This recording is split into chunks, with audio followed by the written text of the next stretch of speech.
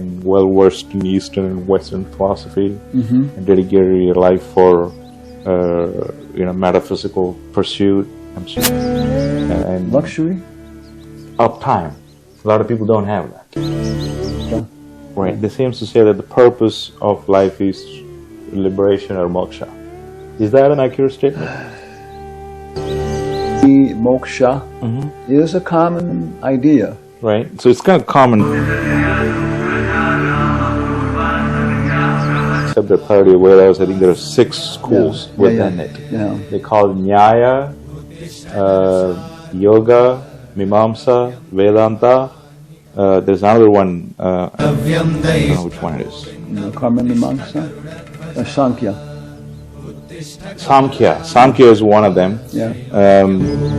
On this world, enjoy your life. Die, everything's finished. So enjoy your life while you're here. Do whatever to live your good life. But they disagree on the path, how you get there. Yeah. But they seem to agree on it. Yeah. Different path: karma, jnana, bhakti, and Raja Yoga. Raja Yoga. Yeah. Right.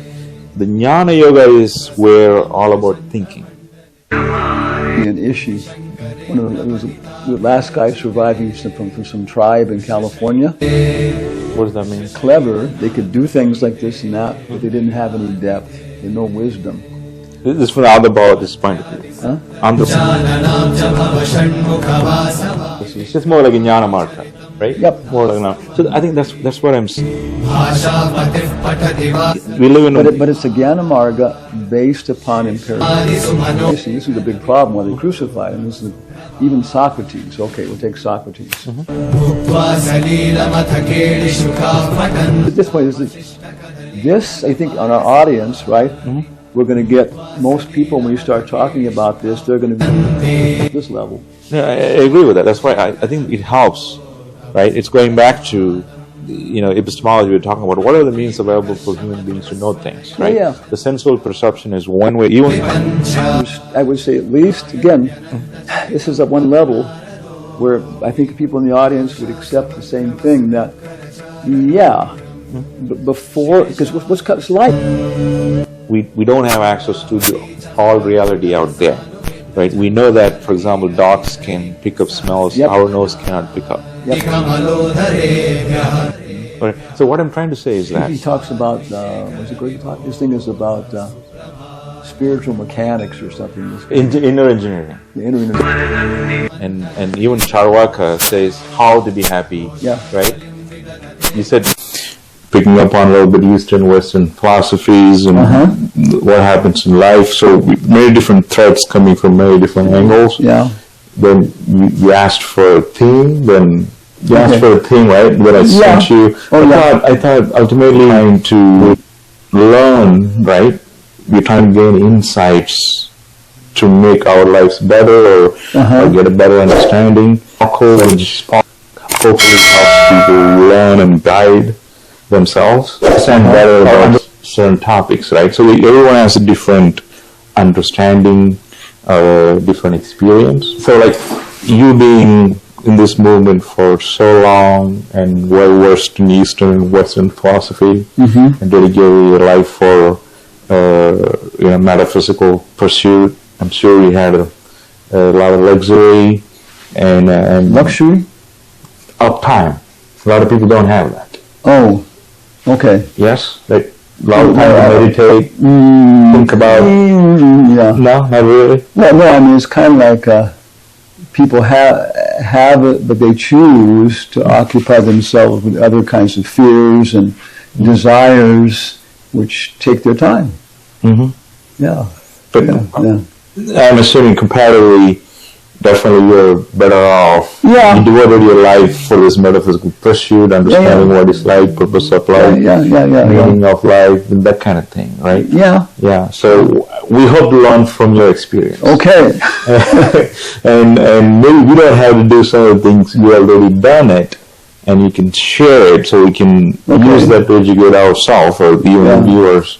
Then they don't have to go through that self-discovery or give some better guidance as an idea. So I was thinking along that line, right? I did a little bit of research, and in terms of the life or purpose of knowledge. Okay. Right? My understanding is that in the Eastern traditions, particularly in Indian, Vedic or Buddhist or Jain, you come from any, these religions, right? The schools in India inside? Yeah, and also Oriental. Buddhism, Confucianism, Tao, Jain, So they seem to say, at least, Vedanta. Right, they seem to say that the purpose of life is liberation or moksha. Is that an accurate statement? Well, it's again, if you, I understand that we have the word camel. Camel. Right? Okay. Yeah. But if you go and talk to an Arab who lives in the Arabic culture and lives in a rural culture and everything else, he'll come back with 105 words for camel. Mm-hmm. Yeah. So if you go to, Germany, you'll come back with 105 words for machine. Yeah, right? Machine. But if you go to India, you'll come back with so many different groups of philosophies. Mm-hmm. There's Charvaka, who's completely hedonistic. Beg, borrow, or steal, but get ghee. What is it? Beg, Charvaka. Charvaka, yes. Yeah, beg, borrow, or steal. Beg, borrow, or steal. But get ghee. Get ghee. Yeah, and then you'll have a good life, I see. So materialistic. And everything is finished when you die. Right. Yeah. And so then there's hedonists. Right. Hedonists, and stuff. So there's tremendous variety, but mukti, moksha, is a common idea. Right. So it's kind of common thread, at least option, right? It's all about sensual satisfaction. Yeah. That's a good analogy, right? Yeah. Bake or steal, but get the ghee. Well, it's not very practical, because if you have ghee, then you can enjoy life, right? You can cook and sensual satisfaction. Yes. The bodily needs. Yes. And that's all there is to life is charvaka. Yeah, hedonists, in the West had the same idea, right? Hedonistic philosophy. All pleasures. Huh? All about light pleasures, sensual pleasures. Yeah. Right. But aside from that school, if you take the rest of them, Jainism, Buddhism, Hinduism, there are different sects within Hinduism, Saiva, Vaishnava. Yeah, pretty much we can talk about, for example, one very large group is those that come out of the Vedas, which includes Buddha. Buddha also came out of the Vedas, and Jains come out of the Vedas, and some people reject the Vedas, but that's where they're starting. I am a rejecter of the Vedas, okay? So therefore, you for it or against it, that's my ground. Yeah. The Liberals research I did, it said they divide the schools. In Indian point of view, they say the Vedic is the origin, right? It kind of the foundation for all philosophies in India. The Vedas. And that's a large group. But there are others before the Vedas were compiled with Vyasa.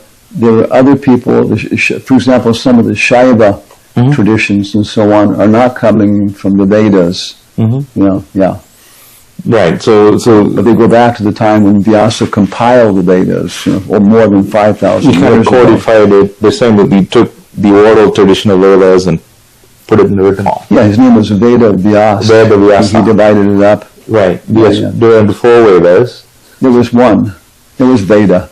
Then he put them into four different categories, right? And from that, I think there are two different schools coming out called Astika and Nastika, they say. Astika is those schools that accepts Vedas. Nastika is the one which doesn't accept Vedas. Yeah, which means it doesn't mean they don't have scriptural traditions going back as old as Vyasa. As old as Vyasa. Vyasa, okay. Yeah, they say, other people were contemporaries of Vyasa, compiling things, But, followers of Ved and Puran in India, very predominant, Shankara and different traditions and so on, So, just picking up that line of thought, right?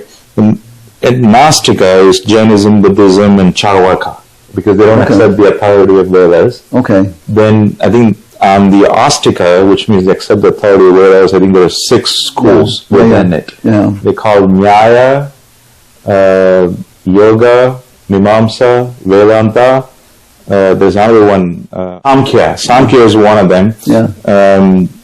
There are 6 different schools. Yeah. So tying back, I think I'm trying to set a context for our discussion. So ultimately, Vedas has origin, then there are Astika and Astika schools, and I think Astika has 6 different schools, and Astika has 3 different schools. That include Buddhism, Jainism, and Charvaka, right? Then, except for Charvaka, which you said, I like what you said, right?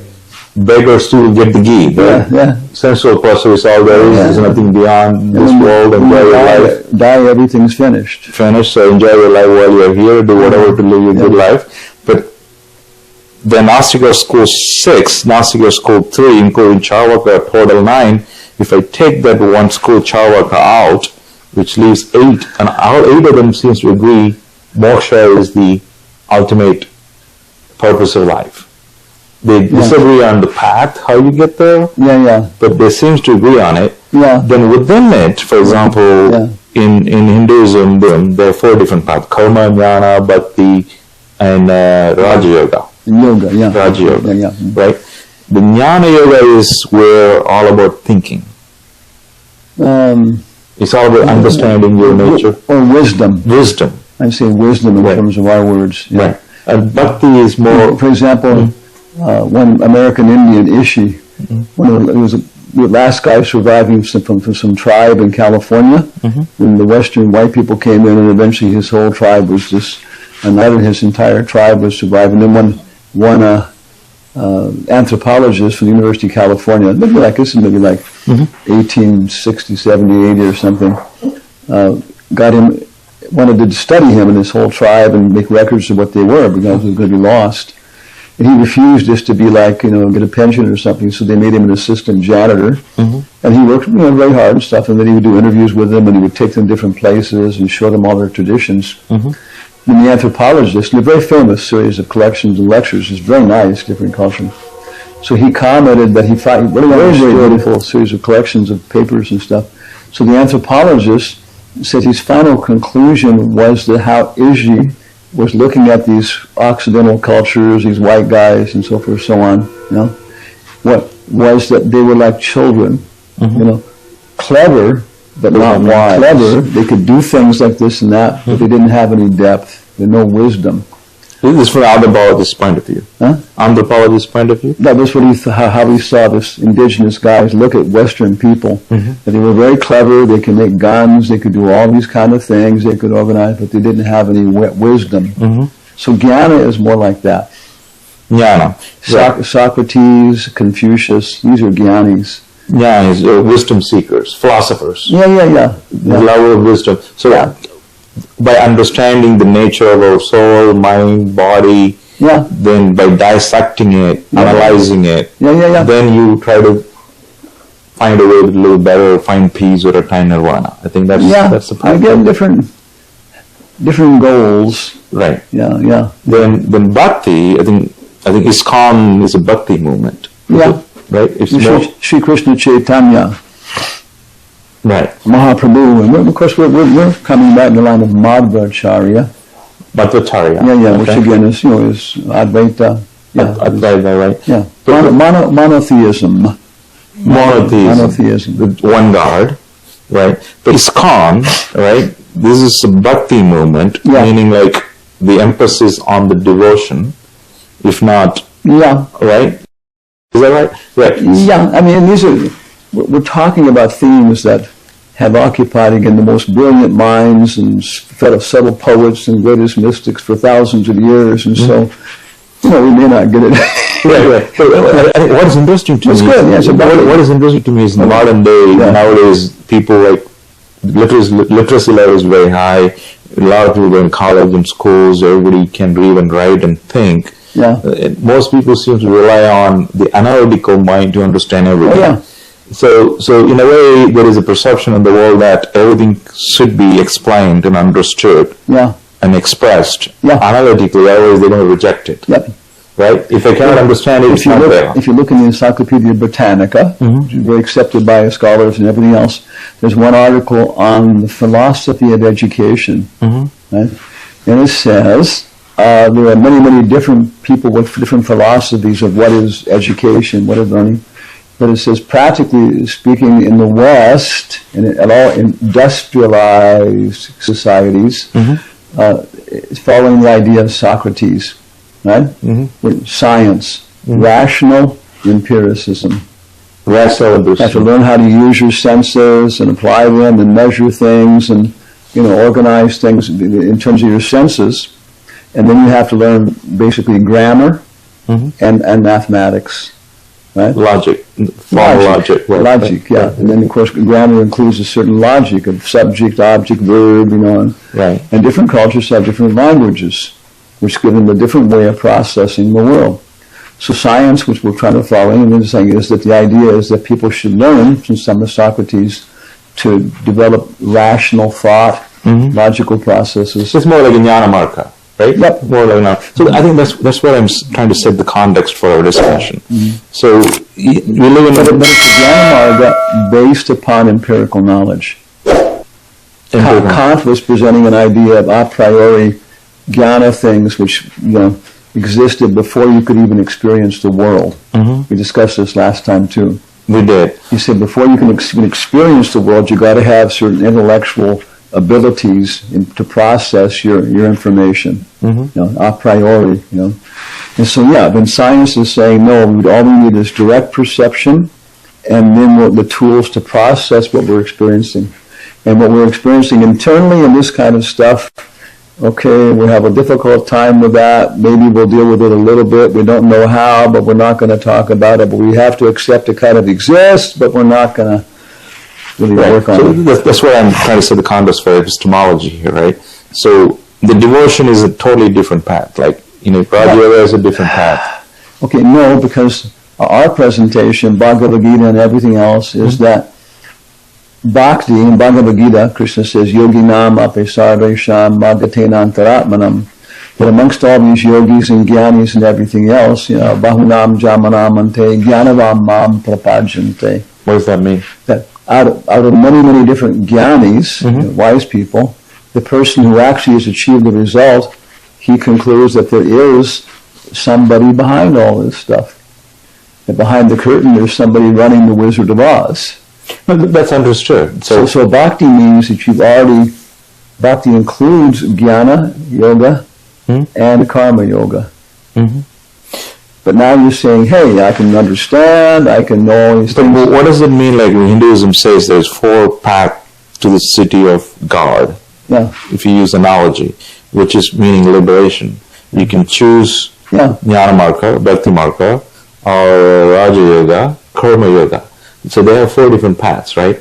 Not necessarily some philosophers, the word Hinduism is a big word, Yeah. Well, what I'm trying to say is there seems to be prescribed 4 different paths. They're not necessarily totally isolated. They can kind of cross for some people may not. But I want to focus on the jnana part today. Okay. Right. Now, but again, this is the point we're making, that this is not supported by Shankara, Madhva, Ramanuja, or practically speaking, any of the major Indian acharyas would probably have a real problem with this. The distribution of 4 paths. That these 4 paths, again, our point, Madhva, Ramanuja, and even Shankar, are going to tell you Patanjali. Yoga mat. Asana, all these kind of things, which is a kind of Samkhya. Investigate it, it's a kind of jnana. In the very, very beginning it says, Ishvara Pranipat. Respects for the Ishvara, which is bhakti, then you don't have to do any of these things. But he's focusing on this, right? But he's telling you, hey, if you've already got this idea that there is a God, and then you're taking up the scientific, systematic process of worshiping him, which is given by acharyas, then all the stuff I'm teaching you about asana, yama, niyana, asana, pranayama, is just going to be included automatically, in the most natural process. So once you understand the goal and you got some faith in it and you have some experience, then everything else are just steps. So that's the point. That's the interesting point you're making. So you're saying the 4 paths are totally not isolated. They may not totally separate paths. It could be somewhat in relationship. What I'm saying is we're suggesting, and Bhagavad Gita, everything else, that it's a hierarchy. Hierarchy. Okay. So how does it 4 path ranks? Okay, first off, you engage in karma yoga, which means get up in the morning, don't smoke, don't drink. Okay, this is yama niyama. Engage in selfless act. Huh? Selfless act, particularly. Okay, now you're getting into the level of ethics and morality. Right. And these things feel good. Okay, so this is basically, it's yoga. It's linking up through activities, through karma, through work, right? Rituals, these kind of things. Karma yoga, right? Yeah. So now that comes to the point where you start to understand, well, why am I doing this? What's going on? Then karma yoga naturally develops into jnana. You described it. If you do your karma properly according to the Vedas, then you'll start to become a wise man. If you restrain yourself to one woman, rather than running around doing all this stuff, and at the age of 65 years old, you're still totally confused about what women are and what I am. And maybe you know people like this. One person, he's just stuck with one wife, he's stuck with each other, and by the time they're 65 years old, they've got a pretty good idea what men and women are, and they can recommend to other people how to look at it and stuff. And okay. So karma, according to the Vedas, following some guide, then you'll come to the point of bahunam jamanam mante, after many births, you'll become a jnani.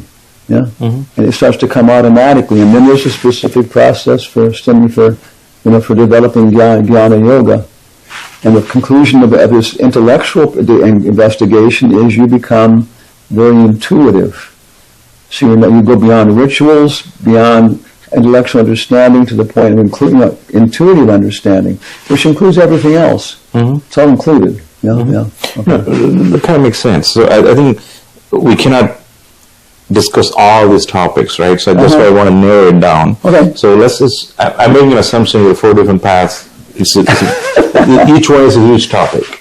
Right? Okay. So ISKCON, the Bhakti Marga, devotional path itself is a huge topic. We need to make another separate video. We can talk about it. I'm sure there's a lot of nuances to each of these paths. There's a lot of subtleties to each of the paths. Subtleties. Yes. And we have to devote and take that as a separate video. But what I'm thinking today is that if you're going to focus on the jnana marga, right, the thinking, seeking wisdom as a path to know, know thyself, self-discovery, right? Considering that being equal to liberation. When you know yourself, you're liberated, right? So I think that's why I want to bring the epistemology into it, right? Okay. Right.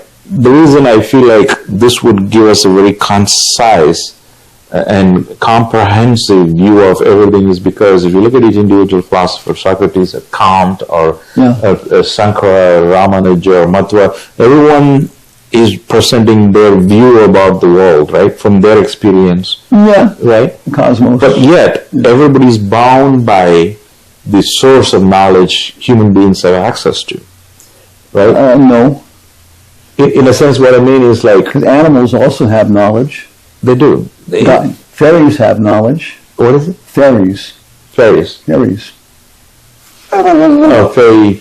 Okay, yes, they do. But when we talk about like when you have these figures in our life in West East all cultures, right? Very revered. Right. Let's take Shankara or Socrates or Aristotle or Plato, Kant.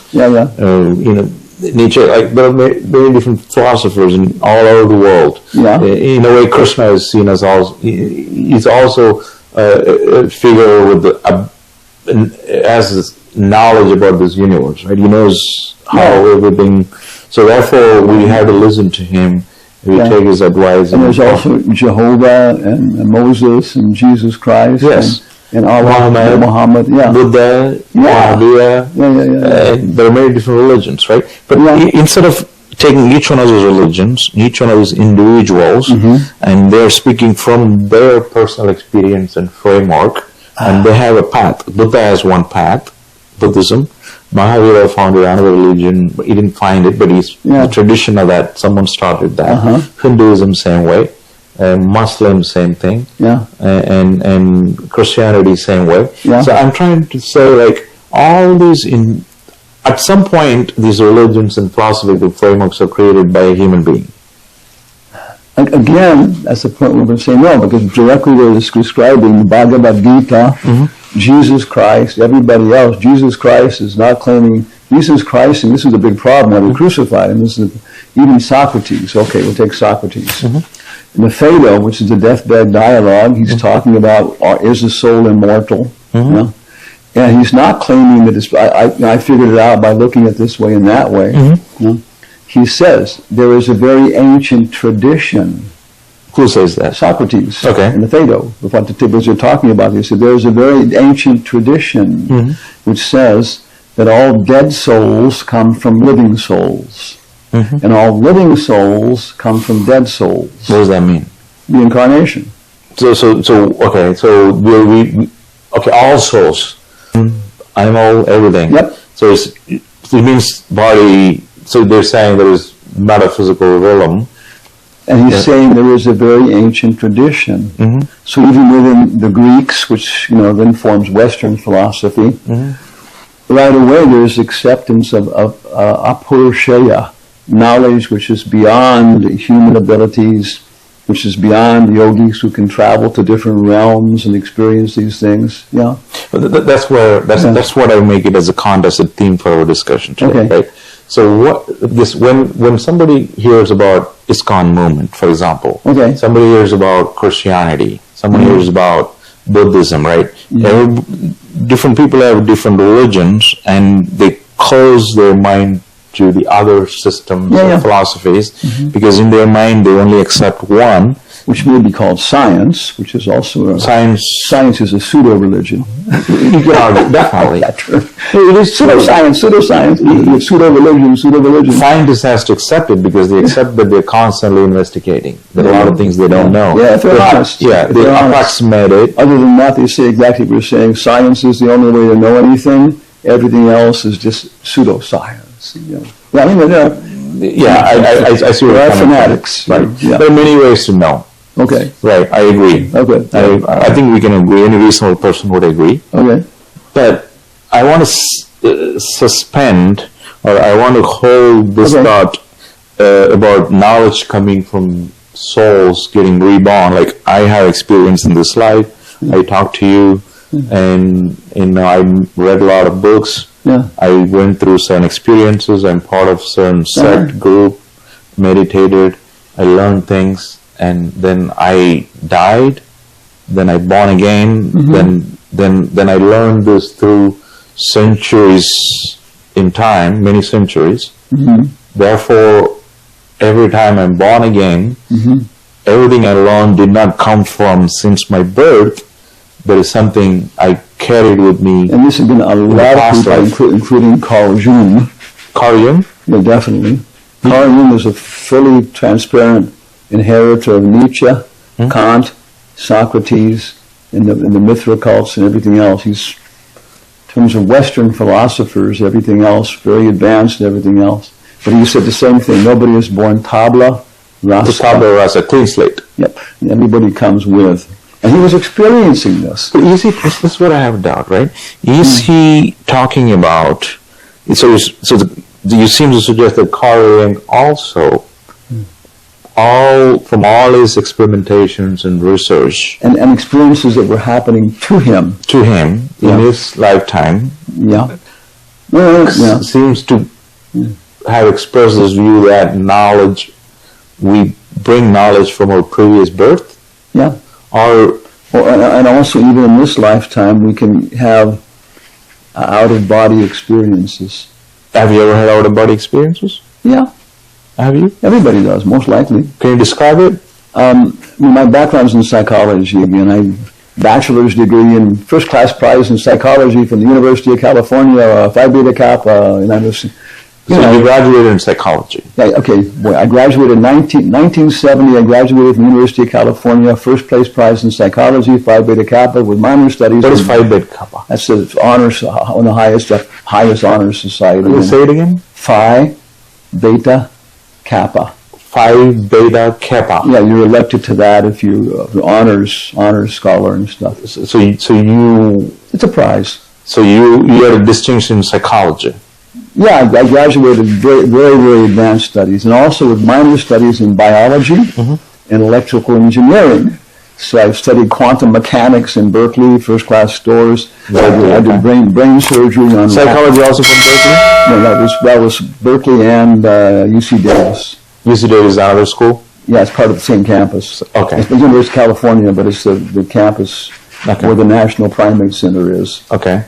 And then when I started a doctorate at Northwestern, where they offered me a full fellowship, come and study with us for free, because we'll get all the money back when you become an alumni. Okay.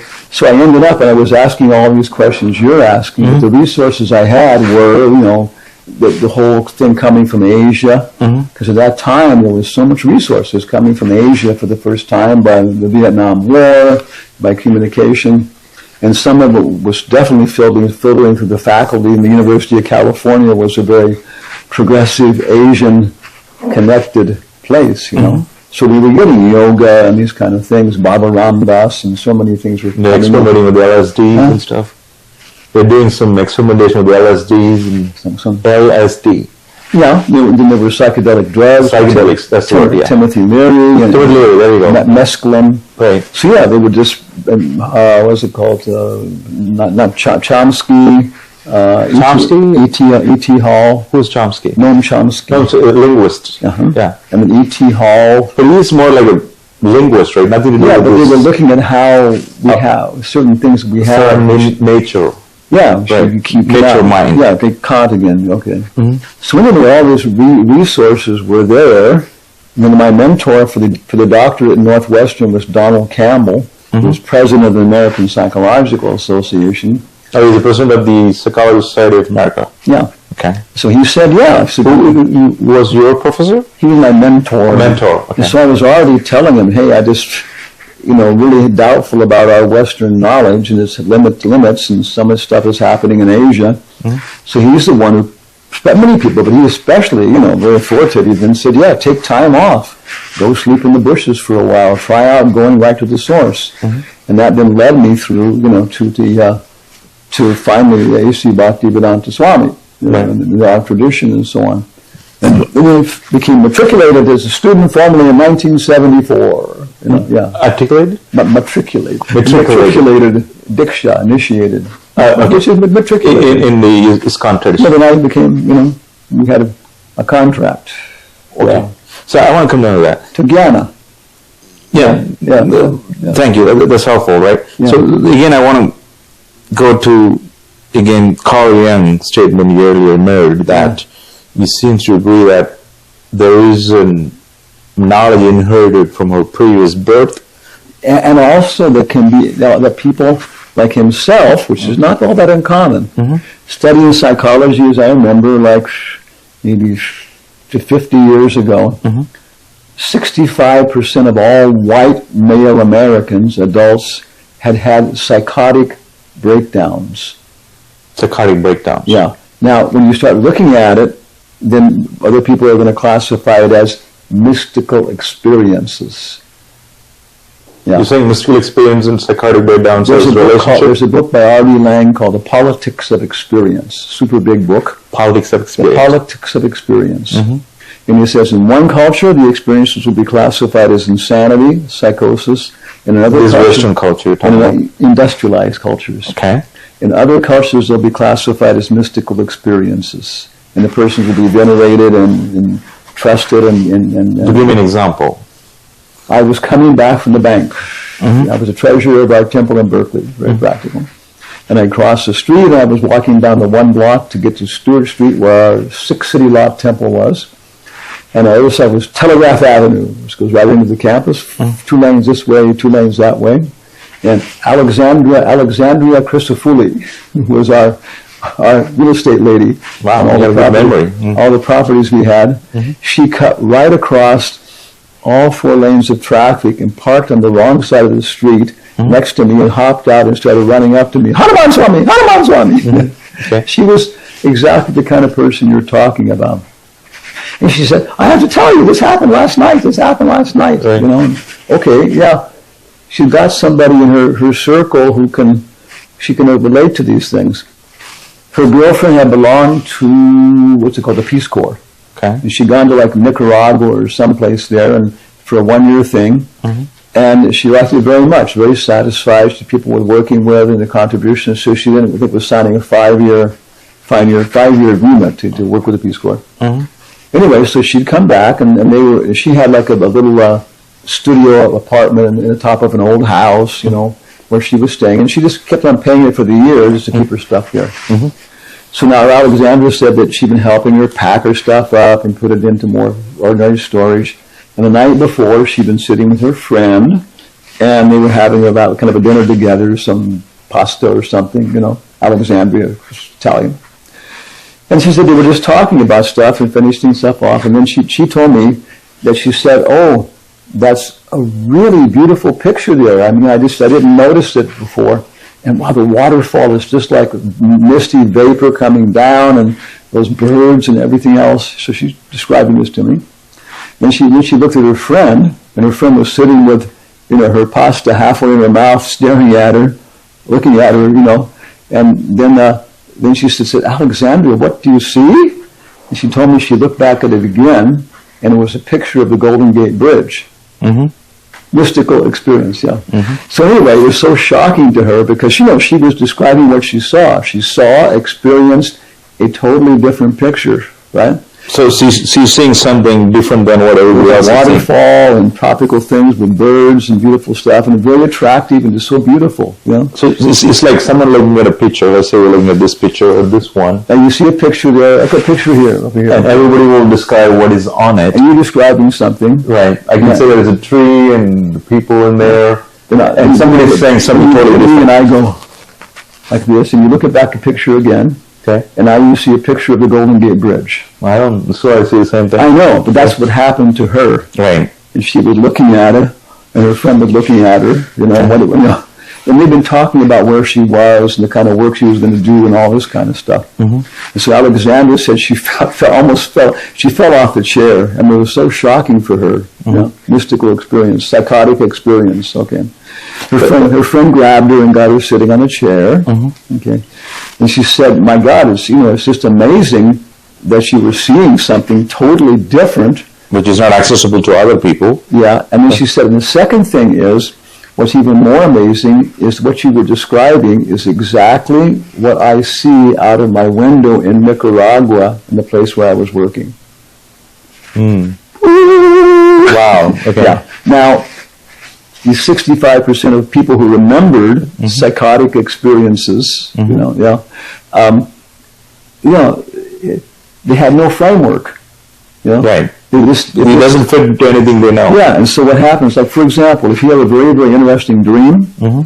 unless you write it down, everybody can do this, unless you write it down or something, within a matter of moments, maybe less than a minute, maybe even less, yeah. You will not be able to remember it. I had that experience, yeah. Yeah, exactly. And so the same way, if you have no frame of reference, she saw, this was such an experience that the memory mm-hmm. was there, part of her, and then when she saw me, and ran over, now she could express it, and this way, integrate it with her intelligence, and especially I could talk with her about it, and somebody validifying it. So yeah, Jung is saying that we have some experiences from previous lifetimes we're bringing with us, wisdom, but also it's, some people like him had a lot of access to this, even in this lifetime. He would see people and he would understand their subtle level sometimes, mm-hmm. Very much practical, mm-hmm. And why they had neurosis, why they had these things happening, why they, had been divorced 17 times, why they couldn't stop drinking alcohol, why they killed people, mm-hmm. Yeah.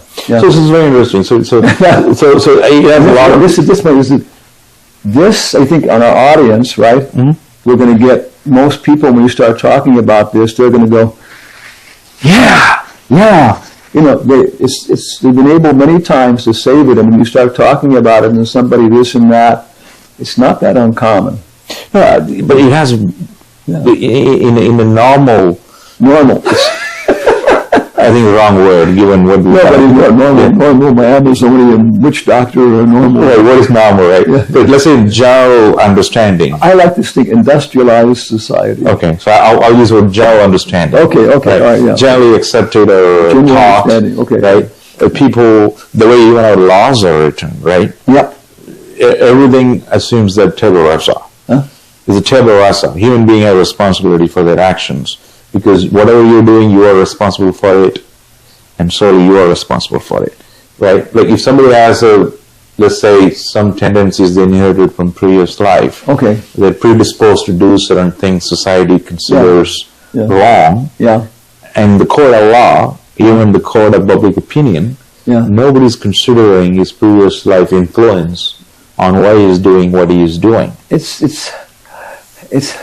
in my study and everything else, it's come to the point in our culture, probably a lot because of the work that we've done, and everybody else you're doing, that universities now accept and scientifically investigate reincarnation. But you got to be very careful about it. So it's coming to the point where people, it can be considered. There's a very famous movie, I think, called Audrey Rose.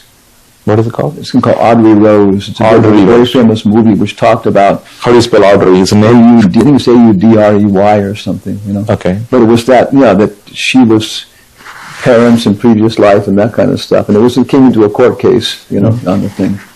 So it's kind of saying that there is, in our society now, in our audience and stuff, people notice, it's starting to come near the point where the industrialized, scientific, everybody, my military-industrial complex, medical complex, is starting to let it be there, and McDonald's is starting to serve vegetarian options. Right. Yeah.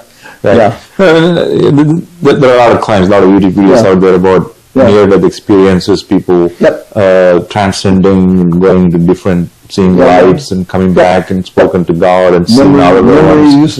Right. So it's still it's not completely accepted in the public general understanding. It's like even doctors have written books about it. It's come to the point, I would say, that the normal people, actually investigations, surveys, normal people think that it's possible.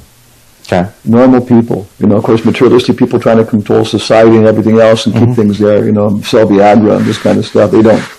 But normal people think it's possible. Right. That's where I want to bring the epistemology into our discussion. Because, I cannot verify something said is true or not. You cannot what? I cannot verify. The reason scientific method is generally accepted as a way to know the truth is because it's falsifiable. If somebody makes a claim... arguments from University of California philosophers, Department of Philosophy and everybody else, and they'll also attack this. There's a guy, Fay Robin or something, who's really attacking it, that it's not falsifiable and stuff. You really get into what their methodology and stuff, But we're not opposed to it. There's a point rational empiricism for us is it's a practical way to know things. I'm not against or for something. It's kind of exploration, right? So that's why the scientific method is generally accepted. Because it works. Right. That's where I'm going. There's a devotional path. That's why, because of dominance of the scientific view and then success it brought to people's lives, we have light, we have fan, we have camera. We have atomic bombs. And we have birth control cars. Birth control pills. It's all kind of science. I know. Scientific method. We can have better sex and we can kill our enemies better. Okay. Right. A lot of benefits people enjoy. Therefore, it's a dominant view. Right? And therefore, a lot of people think you have to prove it analytically. If somebody asks, is there a God? If you don't prove it analytically, it's rejected. Unless science goes beyond an analysis, which is the jnana level, to the karma level of actually having to have objective, material, sensuous experiences. So, Kant and these people accept if you can establish them intellectually, it's cool. But in science, we'll tell you, you have to have empirical knowledge. You have to bring it down to an experiment, right? You have to produce it. Theoretically, we can produce nuclear energy. Okay, by mathematics and all this theory, Einstein, everybody else. Now we gotta, go out to whatever it was, White Sands, New Mexico, or whatever else, and just push the button. Okay, yeah, now we got scientific evidence. Yeah, boom. And to explore here is that the idea of epistemology is what, even if you don't, a lot of people don't want to accept, or hard to accept that knowledge is coming from previous birth or inherited from soul, right? Because it's very hard for them to personally verify and see and understand it. They were there to accept it. Carl Jung said it, Krishna said it, Jesus said it, or Mormon said it. They accept it based on the authority of authority figure. That's why I want to bring epistemology into play. How, as a human being, we can know certain things. When somebody makes a claim, how do we know it's true or not? Right? So then we keep saying, like, when we look into Western epistemology and Eastern epistemology, in both sides, including science and religious side, Buddhism, Jainism, even Shankara, Ramanuja, everybody. And I want to include Carl Jung here too. Carl Jung, it's a psychologist. They accept it. Your audience will. Right. So people, they all accept perception as a source of knowledge. No. They don't? No. What is the very first one? In Hinduism, they call it pratyaksha. Empiricism is the sense knowledge, right? Empiricism is empirical knowledge means knowledge gained through the senses. Senses. Yeah. So that's the number one. Carl, other people don't accept it. They don't accept it? As the so many people, Kant, so many people. Kant doesn't accept it either? No, like I already explained, he was explaining that there has to be a priori knowledge, before you can even understand the material world. So help me understand what this priori knowledge means here. Kant is the Kant idea, right? It's a concept. What do you see? I see 4 circles connected by a line, looks like a rectangle. I don't know if you get this or not. We can get bigger later on. We can zoom it out, yeah. It's a bear climbing up the back of a tree. After you said it, I can see that too. So you're saying that we accept our sensuous experiences as, This is where if you take introductory psychology, you'll get 1 week on this. If you go ahead and continue with the psychology, you'll get an entire semester on perception. And then you become to realize that this is things that physicists, they don't know and they don't want to know. That our perception of the world is extremely biased by our understanding, attitude, perspective. But that's one of the sources for us. Like, for example, when you saw the picture, I described totally unrelated to something I saw after you said. Then when I put that lens on, then I saw something else. Right? But yet, still I'm using my senses to see both. But still I'm relying on my senses. What did you describe it as? Sorry? What did you describe it as? The first time or second time? First time. First time I saw 4 circles and connected by lines like a rectangle. So basically, you're conditioned to Euclidean perception. Circles, lines. Look at this room. It's composed completely of lines, squares, dots, and points. So we in the West, the industrialized society, our perception of space and our perception of objects is extremely biased at a level, not putting lenses on, but before you even, after it passes through the lenses, when it gets to the brain and the mind. We'll agree. I agree. Everybody has a recognizable again. Because how do you recognize it, right? What means as a human being I have to understand what you just communicated to me, right? Again, I relied on my ear, heard what you said, and saw the picture. And I communicated a perspective, an attitude, an idea to you. Still, I used my perception, even though I interpreted differently first time and second time. So still we're using sense as a means of knowledge. It may not be always accurate, I agree with you. But still, that is one of the source, as a human being, we all have with our external world. To learn and understand and gain knowledge about it. But again, we're going back to Kant's point, is that you're born with, and this is also Noam Chomsky, with languages, there are certain universal... See, the Noam Chomsky's idea of innate mind, which is capable of understanding language, and priority, the concept of priority of the Kant is the same thing? Chomsky will say, I think what's called repetitive or something. He'll say that you'll find universal features in all languages. Universal grammar. Right. And And there'll be varieties, okay. One thing is repetitive, this and that. And he's a big authority. You see, he's on Mount Olympus. But now somebody is taking some tribe he was working with in Brazil, which uses a different, doesn't obey his fundamental principles, and there's a big controversy. Is it going on right now? Huh?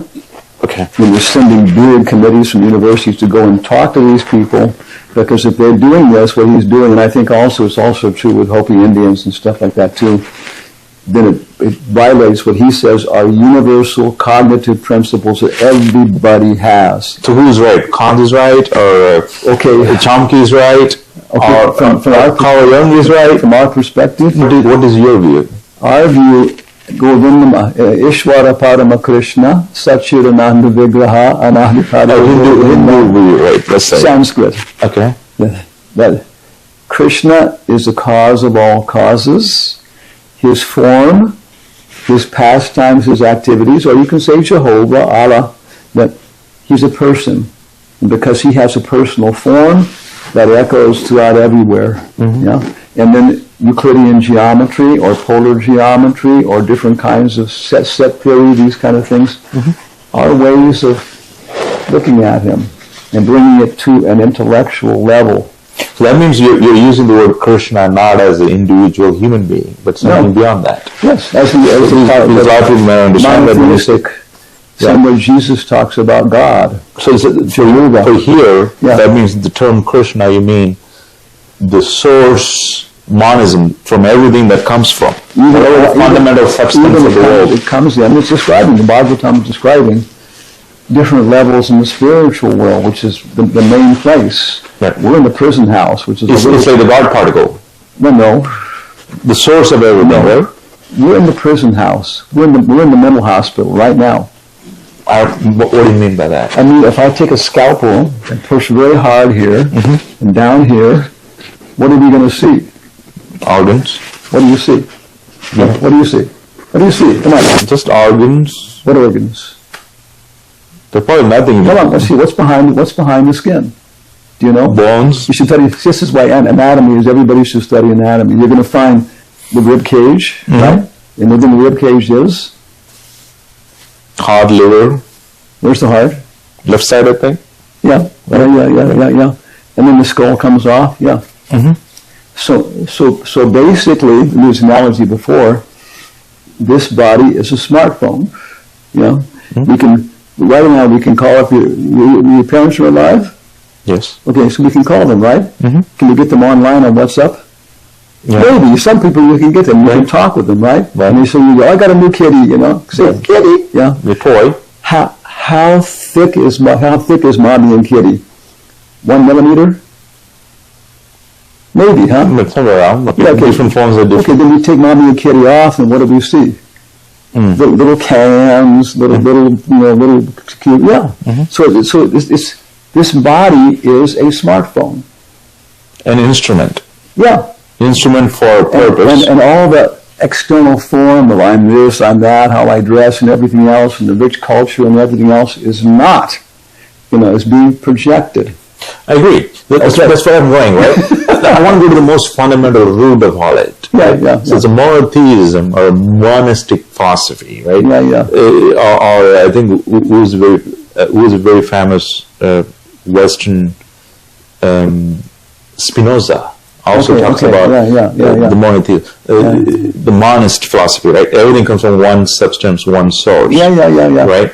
Monism is different than monotheism, but it's just... I agree. But one God versus... We're not opposed to monism if it's on a progressive path. Right. And many monists will say it goes to one source, all humanity, all living entities. Including inanimate... And even the subtle living entities, Animals, trees, but I don't know what it is. Right. This is Walt Whitman. I don't know where it goes. It's like quantum physics. They say you take the atom, break it down, you have particles, electron, proton, and then you break further down. You have smaller particles, smaller, and they search muons.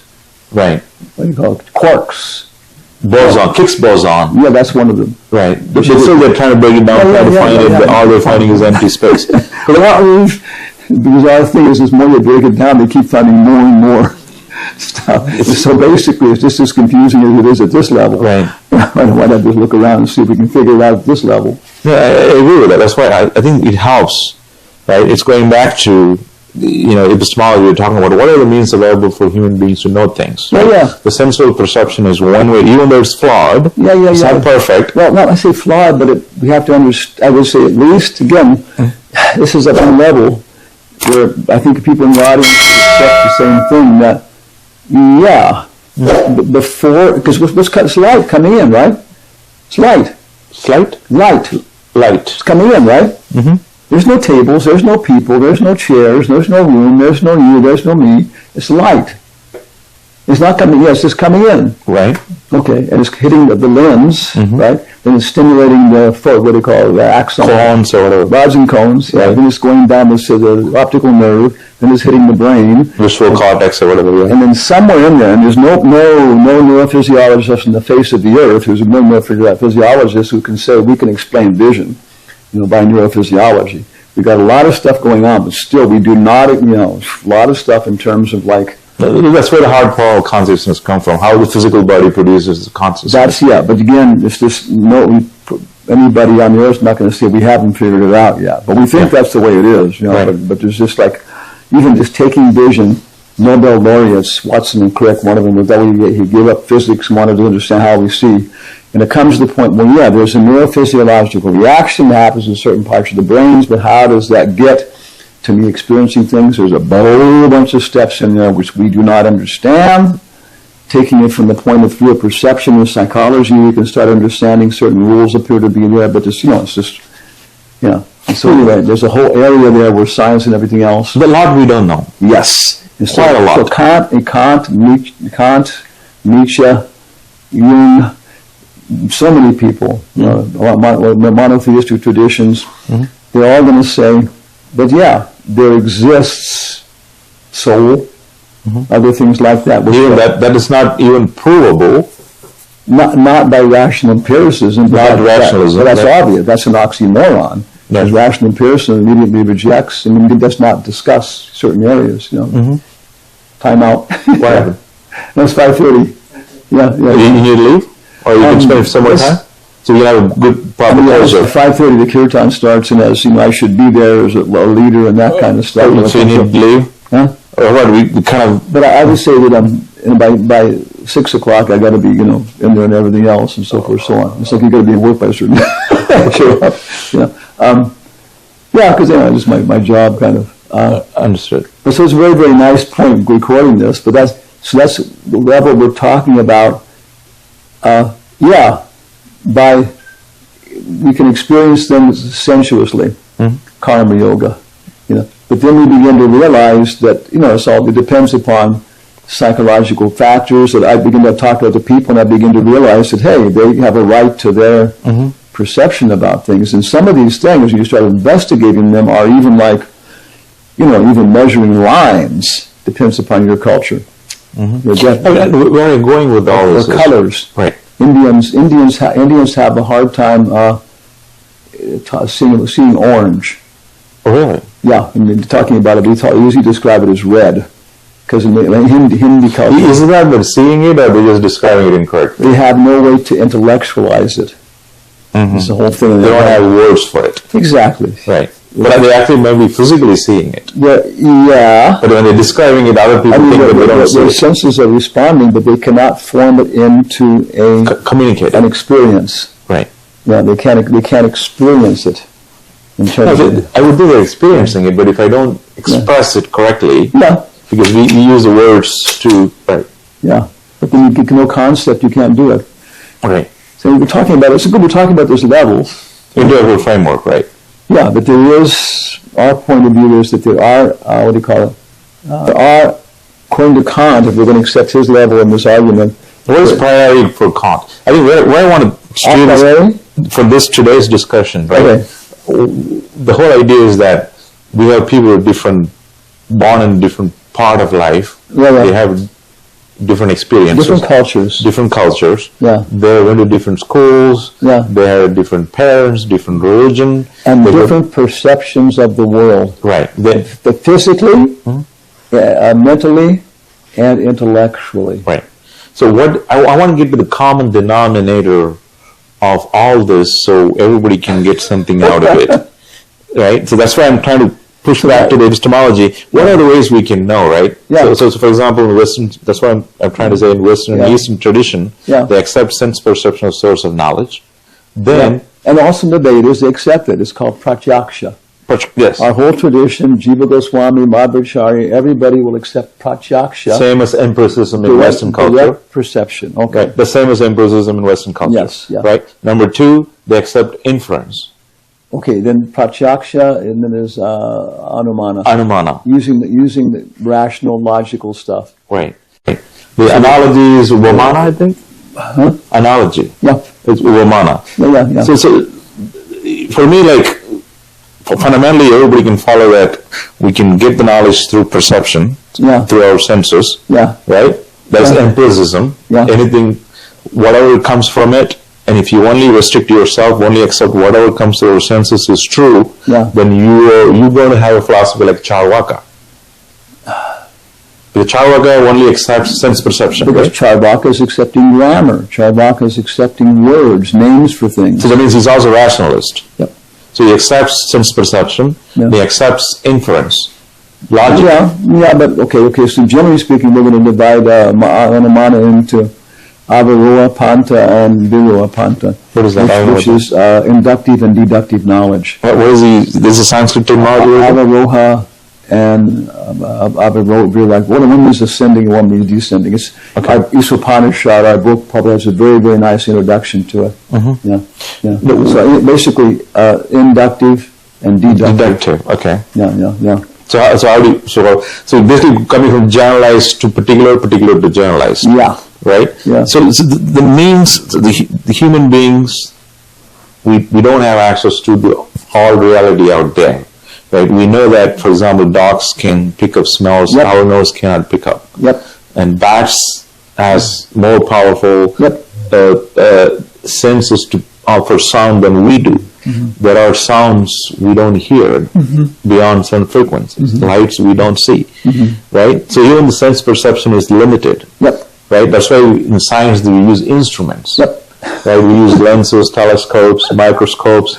Without it, our sense perception would have been more limited. Right? These tools gives us access to the world. Right? And therefore we have to... In spite of that, we still don't know a lot of things. We don't see a lot of things. Right? There are a lot of theories about dark matters and all that's going on. But ultimately, that's why I want to tie all this to the purpose of life. Particularly when it comes to philosophy and religion, we're not seeking knowledge for the sake of getting certificates and PhDs and degrees and hang it on the wall. We become confused by those things. Or bragging to other people, I got a PhD from Harvard, Oxford. What's the use of it? And maybe you can use that to open your own practice and sell your services, make money and drink more beer. Build a big house, buy a big car. But that's where the material world comes in. Charvaka philosophy comes in.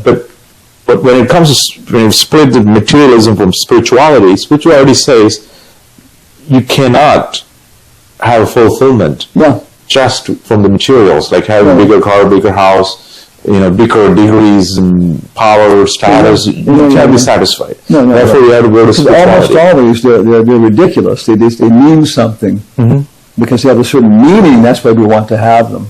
Right. Everybody's searching for it, right? The whole world is, a lot of people are dissatisfied. They always offer something. You're watching YouTube, Netflix, traveling, going tours, experimenting with drugs, and fighting, arguing, starting war, all that's going on. So in the middle of all this, the philosophers, and maybe call it sages, rishis, avatars, psychologists, right? They went through a process of experiment, meditations, pontifications, thinking, research, whatever terminology we use, they discovered something. For more than one lifetime, even maybe. Right. So, but within this lifetime, there are many of them who can show us. But it all came from human mind and thinking and practice. And again, so many will tell you, Socrates, Confucius. So many will tell you that no, it's not coming just from a human life. Buddha, everybody. And it's not just coming from this one lifetime. So many of them. Some of them, will say that. But Buddhism, I don't think they accept reincarnation. But not as an individual soul, I think. They believe in reincarnation, but not as an individual. Jakarta tales. It's one of the most essential things in Buddhism is the tales of Buddha's previous lives before he became the Buddha. But I think the philosophy doesn't. I think they believe. Anyway, that's part of it. There's many kinds of Buddhism, but this is the Jakarta tales or whatever they are. They're the tales of Buddha's previous lives. So if you were to accept, right? I'm trying to have a good conclusion here. If you were to accept, right? We were born. Yeah. We don't know where we came from. Well, most of us, okay. Or we have theories about it. We still don't know. We might be coming from somewhere, or we just started, right? So we wake up, we're awake, we have to do something. Right? Then we talk to our parents, society, they tell you go to school, or go to temple, or go to church, we do that. Then friends say smoke, or try drugs, or go to temple, meditate, do yoga, gym. We all do that. So every day, there's no wholeness, right? The sense of fulfillment is not there, right? That's why everybody's searching, reading books, and a lot of entertainment and all that is there. Let's assume that, right? In order to have a fulfilled life, there is a path to it. Okay. We call this knowing self, or liberation, whatever we call it. Right? Yoga, religion. How to convince, or what are the means, or how that satisfies, how that can be fulfilling to you. If you were to explain, right? We have many different religions. There are many different cults out there. There are different yogas. Different yogas. And people can be easily misled, right? Sometimes they end up in a cult. And I don't know if the point where I'm getting at is, what's more important is, I feel like the sects, religion, any particular system of knowledge is not important. Ultimately, what is important is people should be helped. They should find peace. They should find happiness. Wherever it comes from, you can take it from. Jayananda, one of our big leaders, was a taxi cab driver, everything else. Grandfather been a religious guy, grew up in the Midwest, got an engineering degree, hippie revolution, trying so many things, unhappy, came out to San Francisco, whole hippie revolution, cultural revolution, Asia, everything else, trying out a lot of things. So the night before he met A.C. Bhaktivedanta Swami, he was even crying a little bit. Well, what's it all about? So, okay, the Hare Krishnas. So we went there, he said, I said, oh yeah, you should talk to Swamiji. So he took him upstairs to Prabhupada's room. Swamiji, there's a guy here. Oh, send him in. So he said, he came in, and Prabhupada said, oh, hello, have a seat. And as soon as he looked at him, he said, bring prasad. He's a big guy. And he said, okay. He said, yeah, it was right away. And he gave me a nice plate of food. And Prabhupada started talking to him, I say normal fashion. What are you doing and everything else? So you have a job. It's like, so many followers were hippies, whatever. Then he said, well, you have any questions? And Jayananda said, what is the purpose of life? And Prabhupada thought about it for a second, and he said, the purpose of life is to be happy. Find peace. Yes, the purpose of life is to be happy. Is it same as finding peace? Bliss? Yes. The personal relationship, talking to him, communicated so much. I can subscribe to that.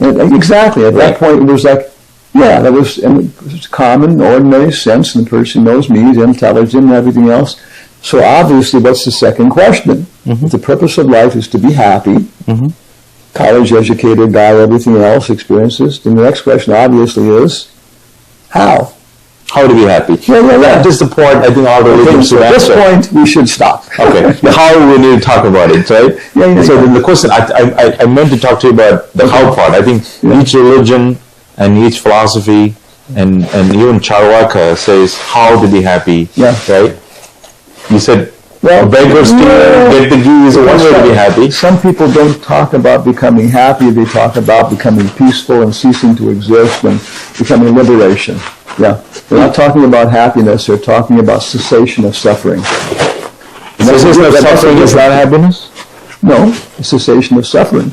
Okay, maybe we need to continue this discussion another time. This was a bit long talk. Yeah. Thank you. I know you got to run. Okay.